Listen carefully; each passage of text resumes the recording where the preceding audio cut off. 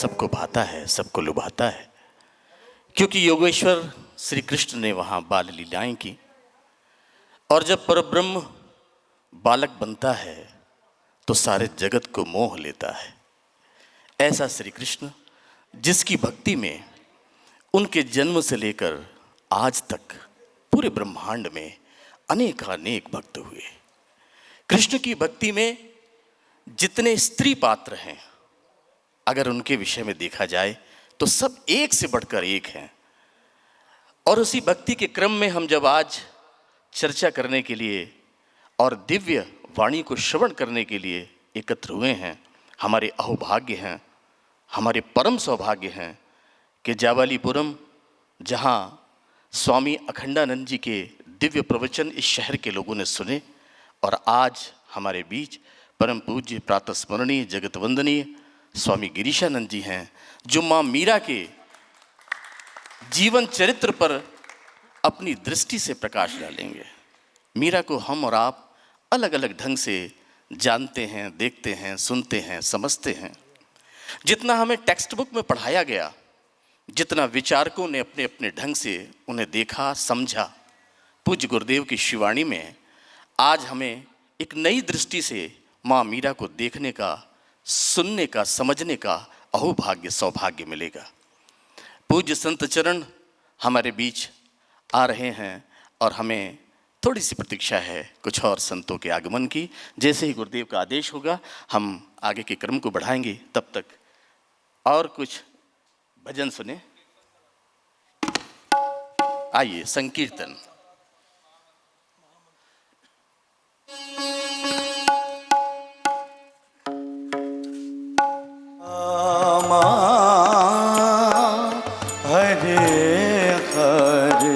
Hare Krishna, Hare Krishna, Krishna Krishna, Hare Hare, Hare Rama, Hare Rama, Rama Rama, Hare Hare, Hare Krishna, Hare Krishna, Krishna Krishna, Hare Hare, Hare Rama, Hare Rama, Rama Rama, Hare Hare, Hare Krishna, Hare Krishna, Krishna Krishna, Hare Hare, Hare Rama, Hare Rama, Rama Rama, Hare Hare, Hare Krishna, Hare Krishna, Krishna Krishna, Hare Hare, Hare Rama, Hare Rama, Rama Rama, Hare Hare, Hare Krishna, Hare Krishna, Krishna Krishna, Hare Hare, Hare Rama, Hare Rama, Rama Rama, Hare Hare, Hare Krishna, Hare Krishna, Krishna Krishna, Hare Hare, Hare Rama, Hare Rama, Rama Rama, Hare Hare, Hare Krishna, Hare Krishna, Krishna Krishna, Hare Hare, Hare Rama, Hare Rama, Rama Rama,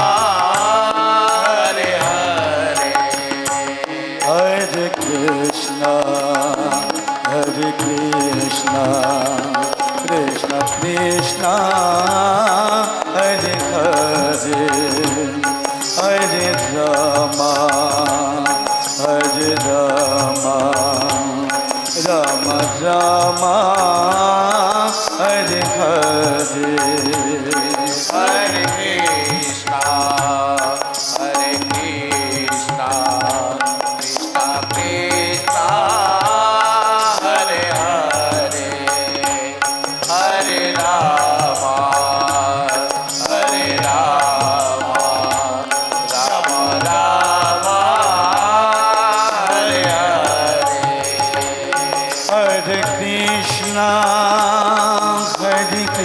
Krishna Krishna Krishna Hare Hare Hare Rama Ram Ram Hare Hare Hare Krishna Krishna Krishna Hare Hare Hare Ram Ram Ram Hare Hare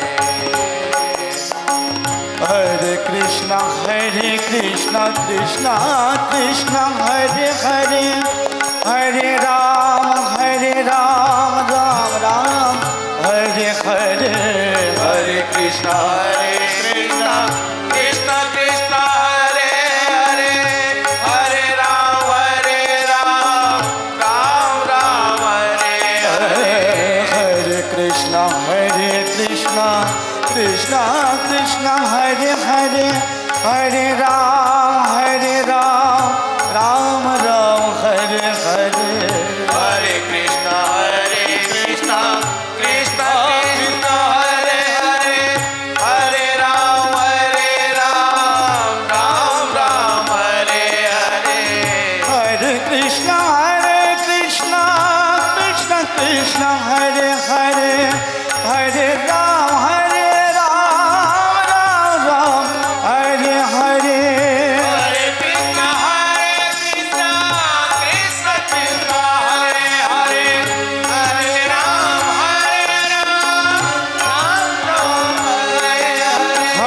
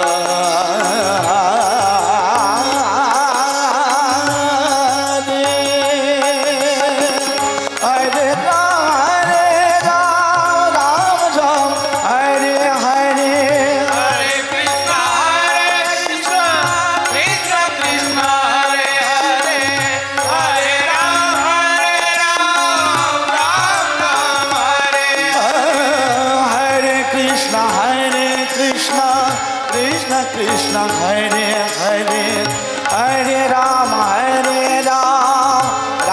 Ram Hare Hare Hare Krishna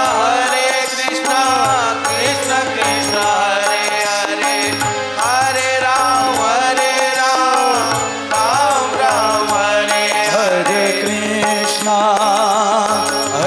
Krishna Krishna Krishna Hare Hare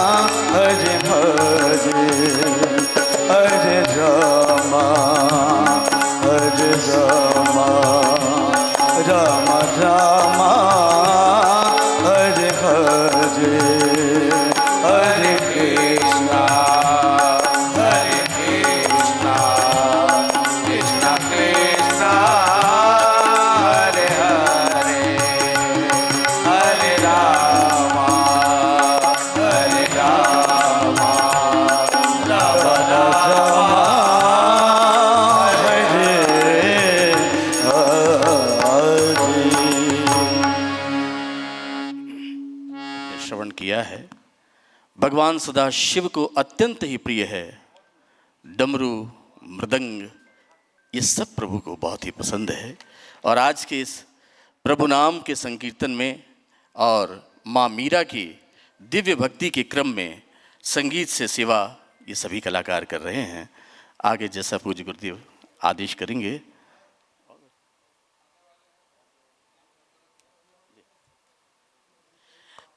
हमारे कुछ और विशिष्ट अतिथि आज के कार्यक्रम के पधारने वाले हैं। जब तक उनका आगमन हो, आइए हम सब प्रभु श्री कृष्ण की दिव्य भक्ति में थोड़ा और समय व्यतीत करेंगे। प्रभु की आराधन राधा कृष्ण युगल सरकार विराजे हैं मंच पर और पूज्य गुरुदेव के श्री चरण है, संतों का आगमन है। एक बार जोरदार तालियों से स्वागत करें। हमारे बीच महापौर जी भी पधार गए हैं और जिनका हमें इंतजार था, मध्य प्रदेश के और हमारे शहर जबलपुर के गौरव, जिन्हें बहुत ही आदर और सम्मान के साथ बड़ा प्यार करते हैं सभी, पूज्य गुरुदेव की सेवा में पधारे हैं। कैबिनेट मंत्री लोक निर्माण विभाग माननीय श्री राकेश जी पधारे हैं, उनका बहुत स्वागत है। गुरुदेव का आदेश है कि अब जब हमारे मंत्री जी पधार गए हैं, महापौर जी पधार गए हैं, विशिष्ट अतिथि सभी हैं, तो मैं निवेदन करता हूं कृपा पूर्वक मंच पर आ जाएं तो हम दीप प्रज्वलन से आज के कार्यक्रम का शुभारंभ करें। हमारे बीच दीप प्रज्वलन के लिए परम पूज्य प्रातस्मरणीय जगत वंदनीय स्वामी श्री गिरीशानंद जी महाराज के साथ होंगे महंत श्री केवलपुरी जी महाराज, कैबिनेट मंत्री लोक निर्माण विभाग श्री राकेश सिंह जी, महापौर श्रीमान जगत बहादुर अन्नू जी, उद्योगपति एवं समाज सेवी श्रीमान कैलाश गुप्ता जी, श्रीमती रेखा गुप्ता जी और साथ ही श्रीमान विनोद गौटिया जी। अनेक विभागों में सुशोभित रहे, शहर की शान है। आइए कृपा पूर्वक पधारें। पूज्य गुरुदेव के साथ हम सब दीप प्रज्वलन के इस कार्य में अपने अपने स्थान पर थोड़ी देर के लिए खड़े हो जाएं।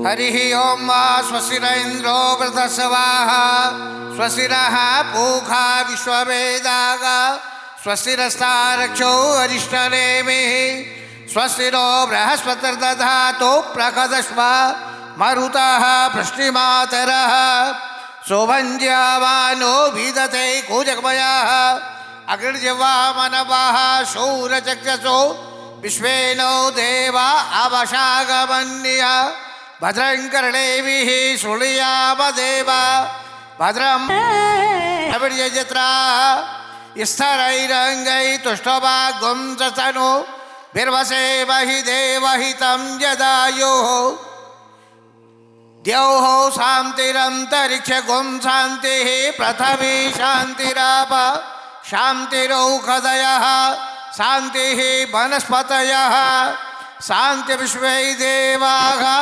शान्ति ब्रह्म शान्तिः सर्वगुं शान्तिः शान्तिरेव शान्ति श्यामा शान्तिरेधिर् सुशान्तिर्भवतु कस्तूरी तिलकं ललाटपटले कंकणं सर्वांगे हरचंदनं सुललितं करता हूं श्रीमान राकेश सिंह जी से, मंत्री महोदय से कृपा पूर्वक पूज्य गुरुदेव जी का स्वागत करें।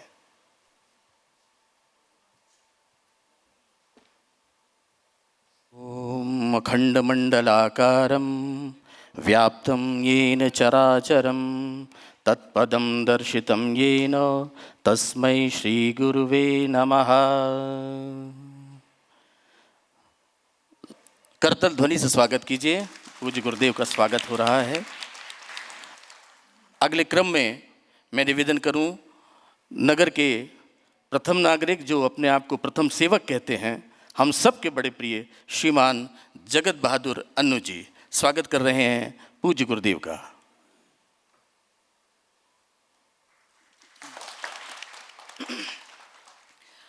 अगले क्रम में मैं निवेदन करता हूं श्रीमती मीनू अग्रवाल जी से, साथ ही दोनों प्यारी बिटिया सृष्टि और दृष्टि, वे मिलकर पूज्य गुरुदेव का स्वागत करेंगी।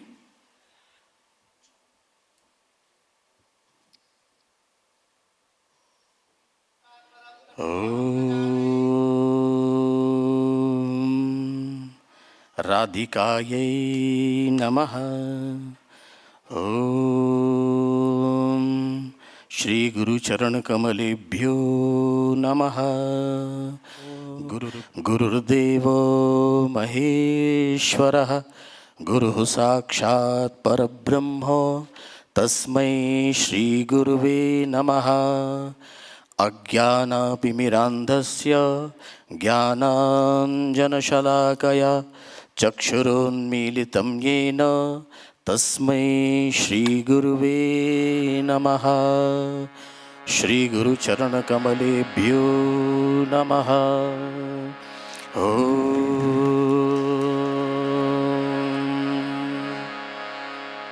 गुरुः पादौ पूजयामि, गुरुं ध्यायामि, गुरुं पूजयामि।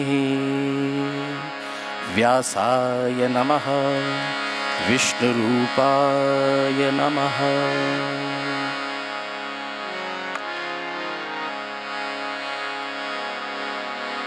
अगले क्रम में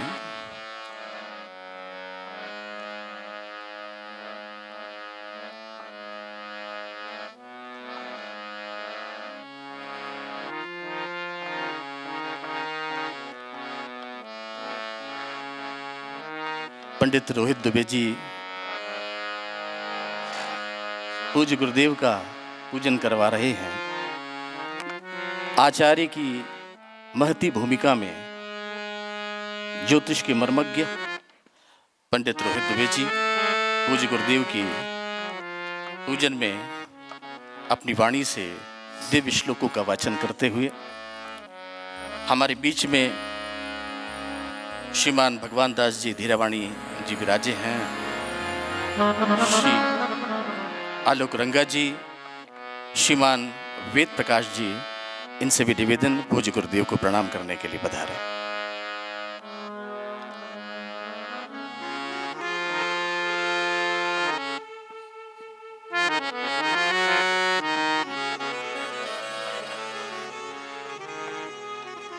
श्रीमान वेद प्रकाश जी अनेक पदों पर सुशोभित रहे हैं और अब इस देश में सेवा के कार्य कर रहे हैं, जनहित के कार्य कर रहे हैं। सृष्टि और दृष्टि पूज्य संतों की सेवा कर रही हैं, उनका सत्कार कर रही हैं, उनका आदर कर रही हैं।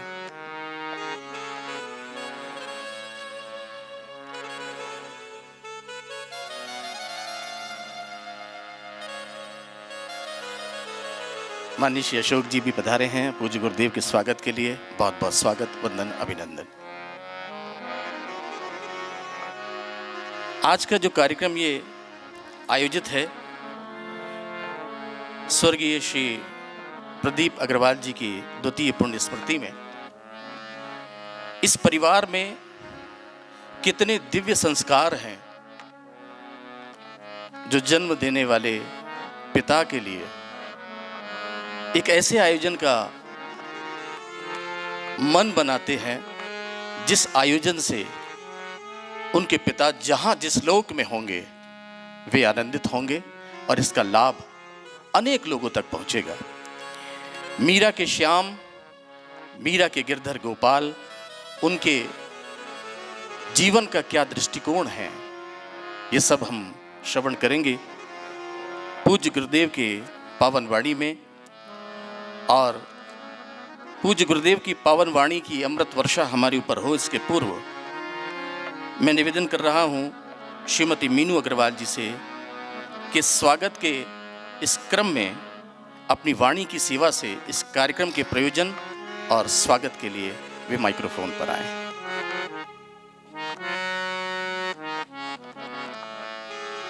श्रीमती मीनू अग्रवाल जी।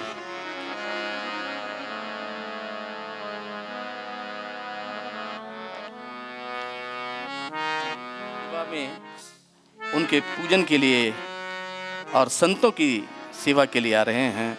माँ रीवा की नित्य भक्ति करते हैं, नित्य माँ जगदम्बा, माँ नर्मदा की सेवा में रहते हैं और नगर में एक से बड़े एक अच्छे और श्रेष्ठ धार्मिक कार्य भी करते हैं। आपका बहुत स्वागत है।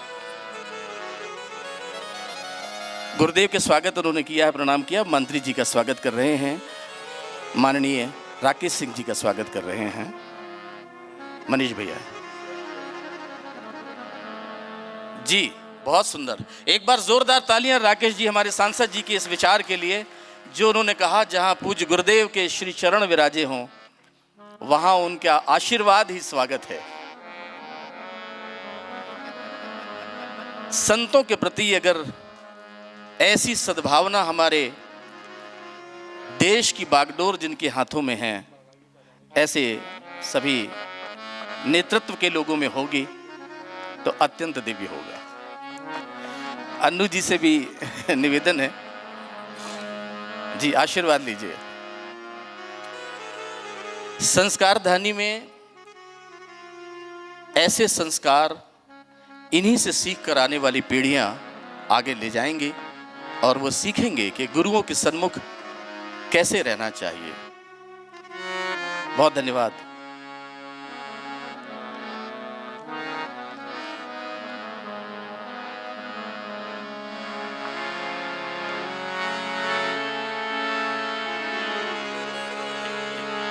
अपने विचारों के साथ माननीय मंत्री जी।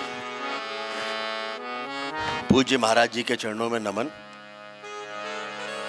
मुझे लगता है बहुत ही सुंदर महाराज जी के मुखारविंद से शब्द निकलने वाले हैं आज के इस कार्यक्रम में। बहुत सुंदर विषय है, मीरा पर, जिनका नाम सुनते ही भीतर भक्ति के भाव प्रकट होने लगते हैं। वे लोग सौभाग्यशाली हैं जो महाराज जी के मुखारविंद से आज इसका श्रवण करेंगे। मुझे चूँकि आवश्यक कार्य से अभी तुरंत ही भोपाल निकलना है तो मैं महाराज जी से अनुमति लेके निकलूँगा। जहाँ तक अभी बात हो रही थी स्वागत की और बैठने की, महाराज जी मेरा मानना है इस क्रम को बनाइए। इस मंच पे या कोई भी धार्मिक मंच है उस पे संतों के बराबर कुर्सी किसी और की नहीं होना चाहिए। जो भी, कम से कम मैं तो ऐसा मानता हूं और इसका पालन करने की कोशिश करता हूं। कई बार लोग उसको गलत रूप में लेते होंगे, लेकिन मुझे ऐसा लगता है कि संतों का दर्जा सबसे ऊपर और अलग है और इसलिए इसमें अगर संतों की तरफ से ही थोड़ी कड़ाई हो जाए तो मुझे खुशी होगी। कि किसी को कोई अस्वस्थ है, पैरों की कोई तकलीफ है, नहीं बैठ सकते हैं, उनके लिए कुर्सी लगे आपत्ति नहीं है, लेकिन जो बैठ सकते हैं तो उनके लिए एक तो ऐसे मंच पर किसी का स्वागत और दूसरा कुर्सी। महाराज जी ये दोनों ही प्रतिबंधित करें तो मुझे लगता है कि अच्छा होगा। और मुझे विश्वास है कि यहाँ पर बैठे हुए लोग भी जिस भी कार्यक्रम में जाएंगे, जहाँ पर भी व्यवस्था में रहें, तो थोड़ा इसका प्रयास करें कि ऐसी स्थिति बनना चाहिए।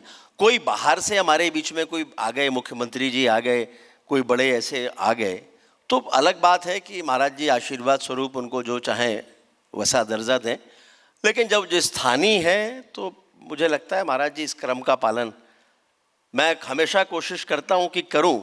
मैं तो संकोच में ज़्यादा विरोध नहीं कर पाता हूँ, अन्यथा मैंने प्रारंभ से ही ये तय करके रखा है कि संतों के बराबरी पर नहीं बैठना चाहिए और इसको मुझे अन्यथा आप नहीं लेंगे या संत लोग नहीं लेंगे। मैं ऐसा मानता हूँ कि गृहस्थ का स्थान नीचा है, जहाँ है वो वहीं रहे ताकि आप आशीर्वाद दे सकें। बराबरी पर बैठकर आशीर्वाद नहीं लिया जाता महाराज जी, ऐसी मेरी प्रार्थना है। तो महाराज जी को प्रणाम, नमन। सर के लिए दो लाइनें बोलने का मन है। इतनी अच्छी बात कही कि खुद से चल के कहाँ ये मुकाम पाया है, खुद से चल के कहाँ ये मुकाम पाया है, पांव दाबे हैं बुजुर्गों के तो ये फन आया है।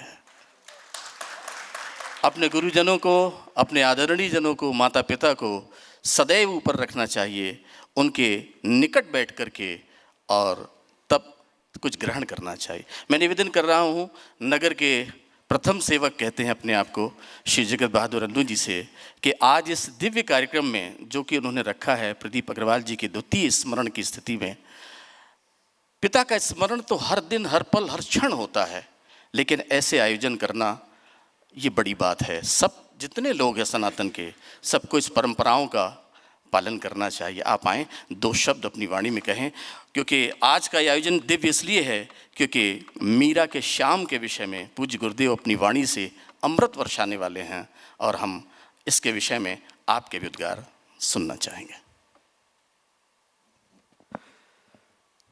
पूज्य गुरुदेव स्वामी गिरीशानंद जी महाराज के चरणों में बहुत बहुत नमन करता हूँ, प्रणाम करता हूँ। यहाँ उपस्थित सभी संतों को बहुत प्रणाम करता हूँ और शहर के सभी गणमान्य नागरिक, पूज्य एवं प्रियजनों, आपको सबको मेरा नमस्कार। बहुत अच्छा आयोजन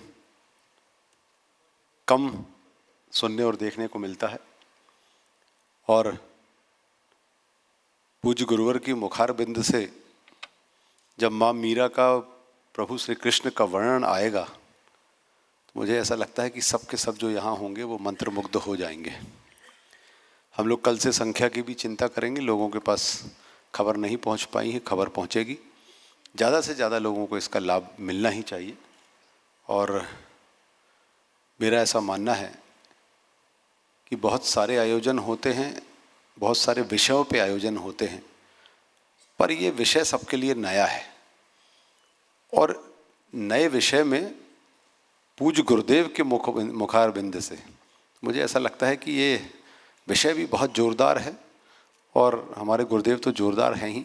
उनके मुखार बिंद से जब ये विषय बाहर आएगा तो हम सब कहीं और पहुंच जाएंगे और अपने आप को कल्पना की दुनिया में वहाँ पहुंच जाएंगे जहाँ पर 5000 वर्ष पूर्व ये सब हुआ था। आप सब जितने भी यहाँ लोग गणमान्य नागरिक शहर के आए हैं, आप सब बहुत बहुत सौभाग्यशाली हैं कि हमें वो वर्णन, वो जानने समझने को मिलेगा और गुरुवर के मुखार बिंद से मिलेगा। आप सबको बहुत बहुत बधाई। पुनः पुनः अग्रवाल परिवार को मैं बहुत बधाई देता हूँ। उन्होंने यही तरीका है जन्मदिन पुण्यतिथि मनाने का। हमारे सनातन संस्कृति यही कहती है, हम या तो पर्यावरण की बात करें और या तो हम अपने अध्यात्म की, अपनी संस्कृति की बात करें और निश्चित तौर पे अग्रवाल परिवार इसके लिए बहुत बहुत साधुवाद का पात्र है। मैं गुरुवर के चरणों में नमन करते हुए आप सबको बहुत बहुत प्रणाम करता हूँ। धन्यवाद।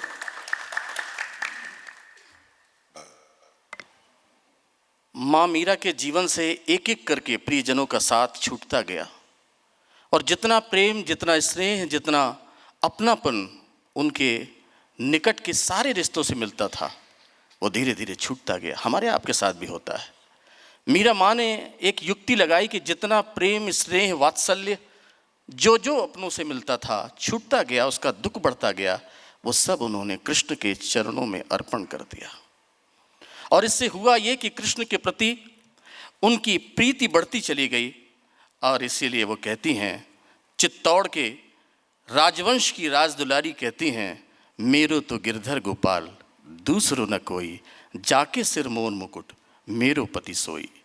ऐसे उद्गार रखने वाली, उस परम ब्रह्म को पति ही मान लेने वाली, क्योंकि ईश्वर से जो रिश्ता चाहे हुए आप रख सकते हैं, पति भी मान सकते हैं क्योंकि वही जगत का पति है। आइए इस क्रम में आज के इस आयोजन की कर्ता श्रीमती मीनू अग्रवाल जी से कहूँगा कि वे अपने वाणी सेवा करें और अपना उद्बोधन दें।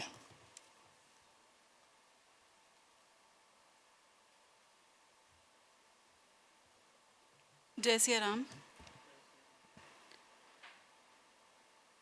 गुरु जी के चरणों में मेरा शत-शत नमन। यहाँ पर उपस्थित सभी संत वृंदों को मेरा प्रणाम और आप सबके लिए जय सिया राम। गुरु जी के आशीर्वाद से हम सभी को फिर से एक बार 5 दिवसीय प्रवचन सुनने का अवसर प्राप्त हुआ है।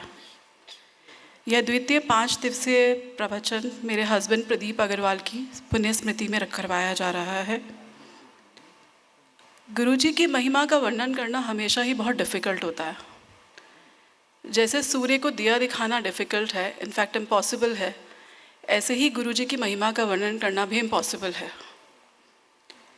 मेरी समझ से जो हमें अभी व्यासपीठ पर बैठे दिख रहे हैं ना, जिनको हम अपना गुरु मानते हैं, वो एक्चुअली भगवान का ही एक स्वरूप है।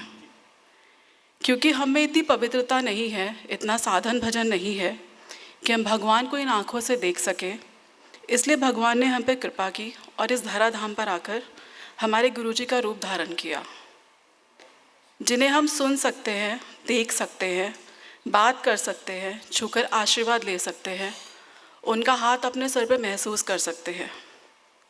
तो ये भी तो भगवान की कृपा ही है कि जो हमारे सत्कर्म के रूप में हमें ऐसे सद्गुरु मिले। गुरुजी, आपकी कृपा से कम हमें जीवन का उद्देश्य पता चल गया और आगे की दिशा का भी कुछ अनुमान शायद होने लगा है। आपकी काइंडनेस, अवेलेबिलिटी और सब तरह के क्वेश्चंस का आंसर करने के लिए बहुत बहुत धन्यवाद। आपका हमारी ज़िंदगी में होना ठाकुर जी की सबसे बड़ी कृपा है। आशीर्वाद दीजिए कि हम आपके बताए हुए मार्ग पर आगे बढ़ सकें और इस जीवन चक्र से पार पा सकें। मीरा एक ऐसा नाम है जिसे किसी इंट्रोडक्शन की ज़रूरत नहीं है। मीरा का नाम बिना कृष्ण के नहीं लिया जा सकता। मीरा बोलते ही कृष्ण की छवि सामने आ जाती है। शायद इसे ही भक्त की भक्ति कहते हैं। जब भी मीरा के बारे में सोचती हूँ तो एक ही शब्द मन में बार बार आता है और वो है समर्पण। मीरा के प्रेम और समर्पण के आगे हमेशा ही सर झुक जाता है। जिस तरह से उन्होंने अपना सारा जीवन केवल अपने कृष्ण के लिए समर्पित किया, वो अपने आप में ही प्रेम और समर्पण का एक बेस्ट एग्जाम्पल है। उन्होंने प्यार और समर्पण को अपनी तपस्या माना और ज़िंदगी को भी रंग दिया। अगर सांसारिक दृष्टि से देखें तो ये कैसे पॉसिबल है कि कोई बिना भगवान कृष्ण को देखे उनके एक मूर्त के साथ प्यार करते हुए अपना सारा जीवन बिता दे। लेकिन मीरा ने प्रूव कर दिया कि प्रेम अगर सच्चा है तो आपके प्रिय, आपके भगवान आप में ही बसते हैं। तो फिर क्या मीरा और क्या श्याम, क्योंकि दोनों एक ही हैं। कभी ऐसा लगता है कि जैसे खुद कृष्ण एक तारा लेकर नाचते हों और मूरत में बैठी मीरा बंसी बजाती हो।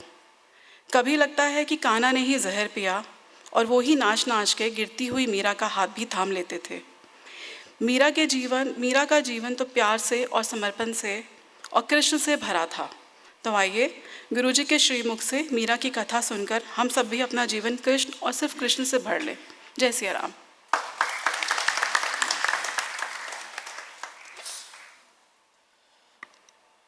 जीवन में दृष्टि का बड़ा महत्व है और जो दृष्टि पूज्य गुरुदेव की इस पूज्य माँ मीरा के ऊपर गई है उसे हम सुने। उसके पूर्व मैं निवेदन कर रहा हूँ स्वर्गीय श्री प्रदीप अग्रवाल जी की ज्येष्ठ बिटिया, जिसका स्वर बहुत ही कोमल है, जिसके भाव बहुत ही कोमल हैं और जो आपको भाव विभोर कर देगी।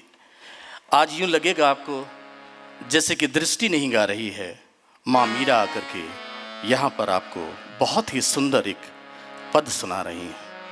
माँ मीरा के पद जगत में विख्यात हैं। आइए कुछ पदों को सुनते हैं दृष्टि के साथ। एक बार जोरदार तालियों से स्वागत करें दृष्टि का।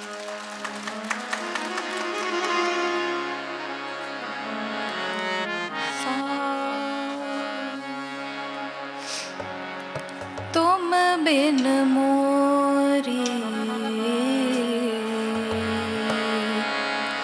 कौन खबर ले, तुम बिन मोरी कौन खबर ले। गोवर्धन गिरिधारी, गोवर्धन गिरिधारी,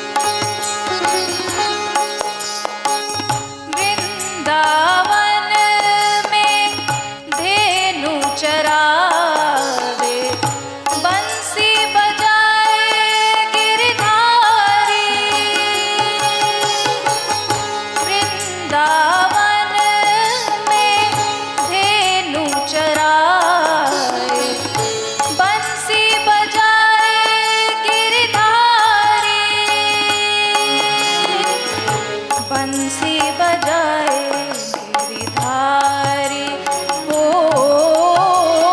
तुम बिन मोरी कौन खबर।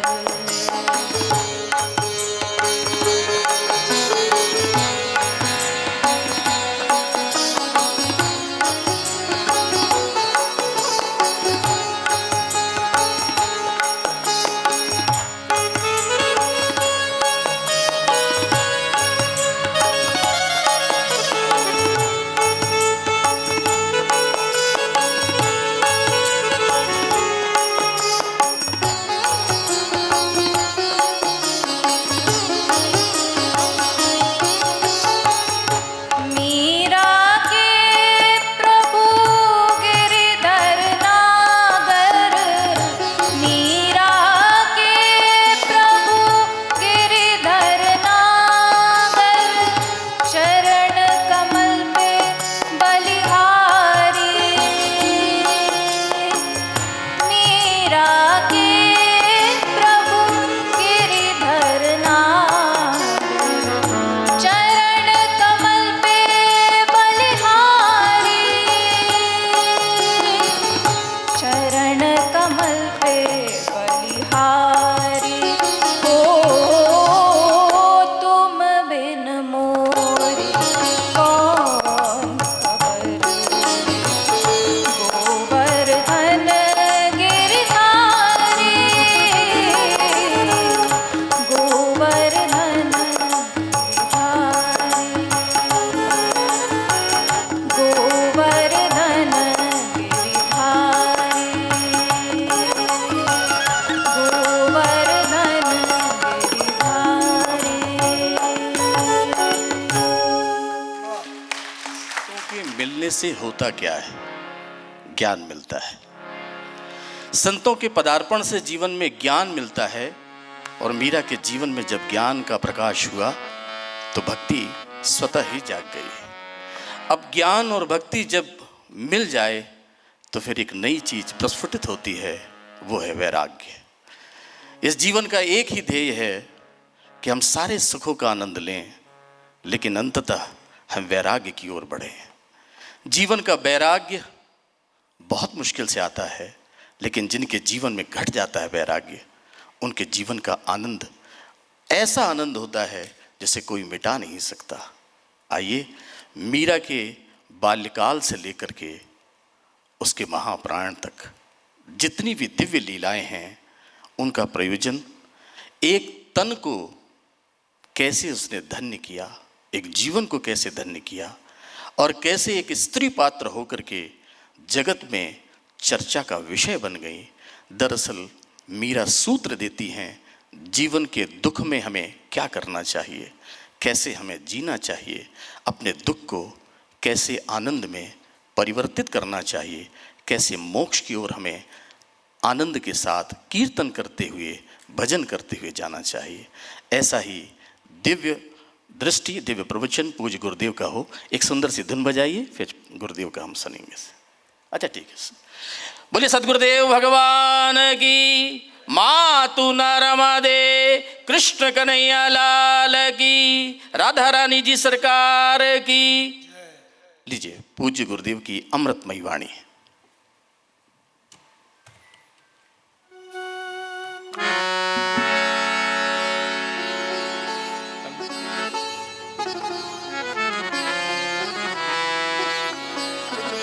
राधे राधे राधे राधे। थोड़ा इसका बेस बढ़ाएं माइक का। राधे राधे। आप सभी बोलें राधे राधे राधे राधे राधे राधे। हेलो, हल्का सा इको दे दो, थोड़ा बेस दे दो। आप सभी लोग पहले अपने मोबाइल फोन शांत मुद्रा में कर लें।